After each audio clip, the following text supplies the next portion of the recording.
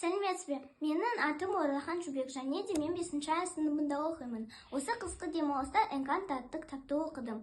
Ол кітапты оқуға маған өте қызықты болды.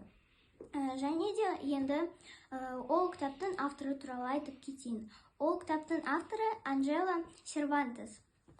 Енді осы кітаптың кейіпкерлері туралы айтсам. Осы кітаптың ең басты кейіпкері Мирабель, және де оның отбасы. Оның отбасы Касита атты үйде тұрады, және де оның барлық отбасы мүшелерінде сиқырлы қасиет бар. Бірақ тек қана Мирабельде сиқырлы қасиет жоқ. Сол себепті Мирабель қатты өкінеді. Осы кітап маған немен ұнады? Осы кітап маған өзінің идеясымен ұнады. Осы кітаптың идеясы не?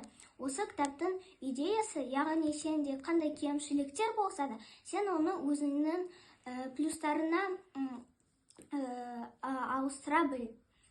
Және де осы кітап маған өте ұнады. Осы кітап маған қатты ұнады. Мен осы кітапты тағы да оқитыныма сенімдімін. Назарыңызға рахмет.